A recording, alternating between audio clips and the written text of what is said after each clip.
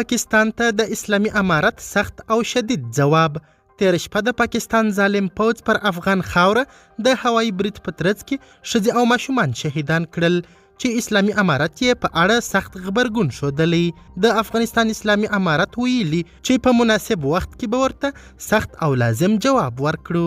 دا چې پاکستان ولې او څنګه حمله کړې، څومره تلفات یې رسولي او په اړه اسلامي امارت نور څه ویلي، بشپړ حال را سره هم دغه روانه ویډیو کې کتلی سي. سلامونه قدرمنو لیدونکو، مشال پریس یوټیوب چینل ته مو هرکلی کوم.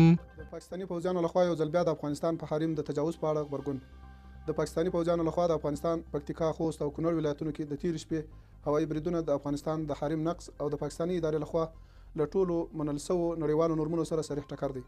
د افغانستان اسلامي امارت دغه سرغړونه او جنایت په کلکه غندي او یو ځل بیا تکراروي چې له خپل هوایي او ځمکني حریم او خلکو څخه دفاع خپل شرعي حق بولي او په مناسب وخت کې به لازم ځواب ورکړي. د افغانستان اسلامي امارت وایي پاکستان ته به مناسب وخت کې سخت او غشمتونکی ځواب ورکړو.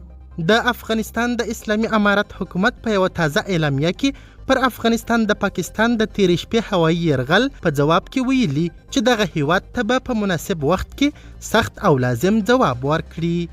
په اعلامیه کې ویل سوي پر خوست، پکتیکا او کونړ د پاکستان د تیرې شپې هوایي بریدونه د افغانستان د هوایي حریم نقض او د پاکستاني ادارې لخوا د ټولو منل شوو نړیوالو اصولو صریح ټکر دی. اسلامي امارت د پاکستان دا یرغل ستر جنایت بللی. دوی ویلي دي چې د ناسمو معلوماتو پر اساس اقدام وضعیت لا ترنګلی کوي.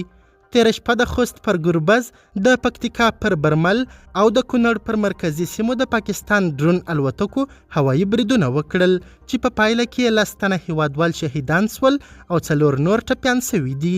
د افغانستان اسلامي امارت حکومت پوځیان د تیارسۍ په حال کې دي او پر ټولو سرحدونو د حملې تیاری نیول سوی دی.